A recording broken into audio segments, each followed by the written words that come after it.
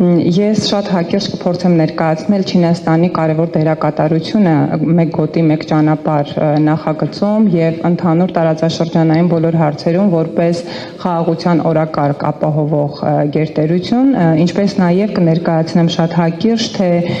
ինչպիսի կարևորագույն համաձայնագրերի շրջանակում են կարողացել դառնալ գոտի եւ ճանապարհ մեգանախագծի անդամ եւ ինչ հնարավորություն է սա մեզ ընձեռելու։ 2013 թվականից նախագահ Սին Ցզինփինի նախաձեռնությամբ սկիզբ դրվեց մարդկության ընդհանուր ճակատագրի համայնքի կառուցմանը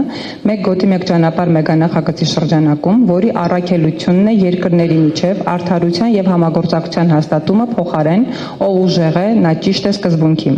Ոչ մի երկիր չի կարող իր համար բացարձակ անվտանգություն ապահովել միայն սեփական ջանքերով եւ ոչ մի երկիր չի կարող կայունության հասնել այլ երկրների անկայունության հաշվին։ Ջունգլիների օրենքը թույլերին թողնում է ուժեղների ողորմածություն Սա չի կարող երկրների միջև հարաբերությունները բարելավելու միջոց լինել։ Նրանք, ովքեր մեծամտորեն ուժ են կիրառում քար բարձրացնելով թույլերի վրա,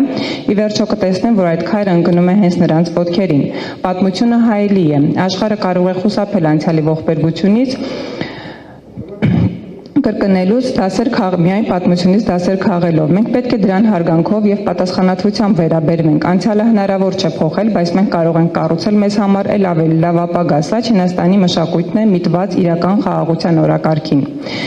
Գտնվելով քաղաքակրթությունների բախման խաչմերուկում մեր երկիրը միշտ ձգտել է կապել հյուսիսն ու հարավը, կամուրջներ կառուցել արևելքի եւ արևմուտքի միջև։ Հայաստանի լեռներում կղզի դառնալը մեր ժողովրդի կամքը չի եղել երբեք։ Որպես ՀԱՊԿ եւ ԵԱՏՄ անդամ մենք միաժամանակ կարողացանք շահագրգիռ մասնակցություն ապահովել չինական գոտի եւ ճանապարհ մեգանախագծին, մյուս կողմից առողջ հարաբերություններ կառուցել արևմուտքի հետ, երբեք չհակադրելով դրանք այլ գերտերությունների շահերին։ Հատված է սա Ժենմին Ժիբաու թերթում տպագրված Հայաստանի Հանրապետության 3-րդ նախագահ Սերժ Սարգսյանի հոդվածից։ 2015 թվականին խնդրեմ ուշադրություն դարձնել, որ 2013 թվականին, երբ որ Չինաստանում տեղի ունեցան ընտրություններ եւ նախագահ ընտրվեց Սին Ցզինփինը, անմիջապես ընտրություններից 2 տարի հետո Հայաստանի Հանրապետության 3-րդ նախագահ Սերժ Սարգսյանը Չինաստան կատարած այցի շրջանակում Չինաստանի Հանրապետության նախագահ Սին Ցզինփինի հետ ստորագրեցին համատեղ հռչակագիր Հայաստանի Հանրապետության եւ Չինաստանի Ժողովրդական Հանրապետության միջև բարեկամական հարաբերությունների խորացման եւ զարգացման մասին, որին 2015 թվականին հետևեց ՇՀԿ անդամ պետությունների ղեկավարների գագաթնաժողովին Սերժ Սարգսյանի մասնակցությունը եւ ելույթը եւ այդ ելույթի եւ մասնակցության շնորհիվ Հայաստանի Հանրապետությանը շնորհվեց ՇՀԿ երկխոսության գործընկերոջ կարգավիճակ, որն էլ ամրապնդվեց եւ ամրագրվեց 2016 թվականին Չինաստանի մայրաքաղաք Պեկինում ՇՀԿ երկխոսության գործընկերոջ կարգավիճակի հուշագրի ստորագրմամբ։ Դրանից հետո Հայաստանի Հանրապետությունը հայտ ներկայացրեց գոտի եւ ճանապարհ մեգանախագծի անդամակցությանը։ Ես ցանկանում եմ նաև նշել, որ այս բոլոր բանակցությունների եւ ձեռքբերումների ընթացքում Սերժ Սարգսյանը ոչ մի միլիմետր հետքայլ չէր կատարում բանակցային փաթեթից Արցախի ինքնորոշման իրավունքի ճանաչման հարցում եւ առաջ էր մղում Հայաստանը որպես ռազմավարական գործընկեր իր բոլոր ճանապարհներով եւ տնտեսական հնարավորություններով։ Այդ մասին է վկայում նաև Հայաստանի անդամակցումը ԵԱՏՄ-ին եւ ՍԵՊԱ պայմանագրի ստորագրումը։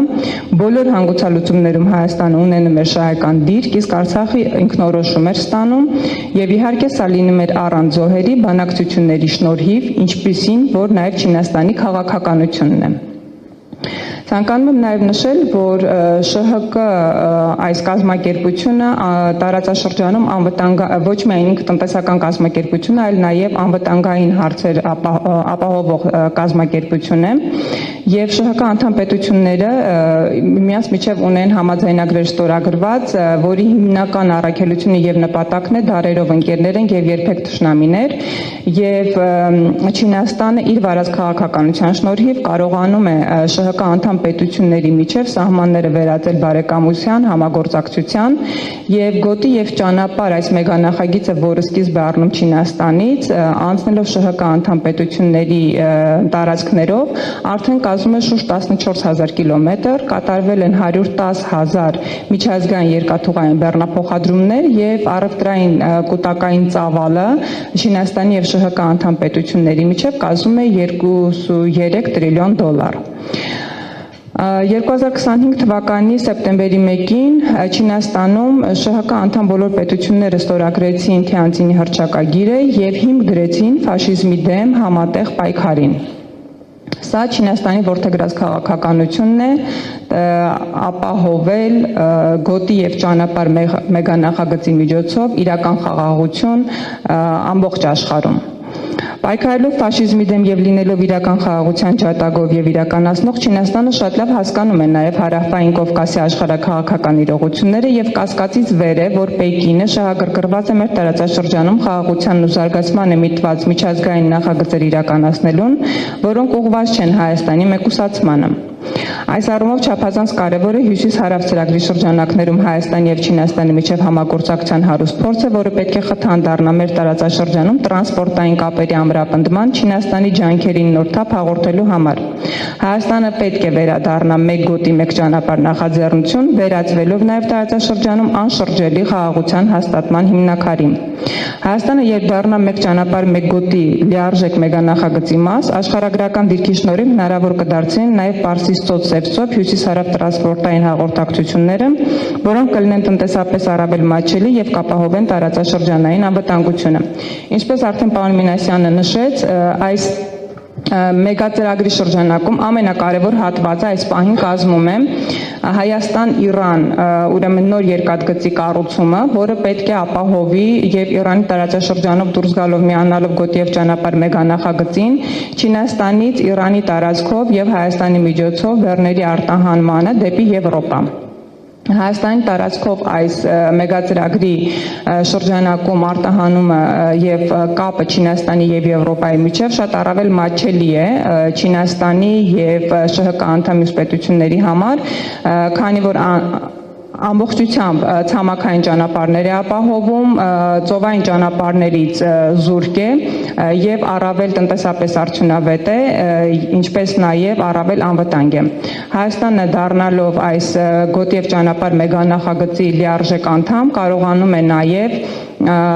տարածաշրջանում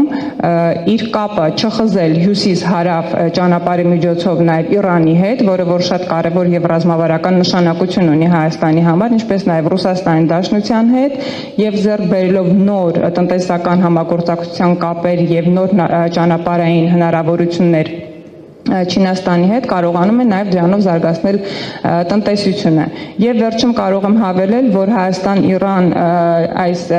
նախագիծը սկիզբ է առել 2013 թվականից, այն անգամ նախագծվել է, ուրեմն ընդհանուր երկարությունը Հայաստանով անցնող պետք է լինի 305 կիլոմետր, պետք է քանի որ անցնելու է Սյունիքի տարածքով ունենալու է 60-ից 64 թունելներ, ինչպես նաև 64 կամուրջներ։ Այս նախագիծը եղել է, նախագծվել է եւ այժմ մեզ, այսինքն Հայաստանին ընդամենը մնում է հայտը վերջնականացնել գոտի եւ ճանապարհ մեգանախագծի եւ դրանով իրապես դառնալ եւ թեւակողել խաղաղության դարաշրջան։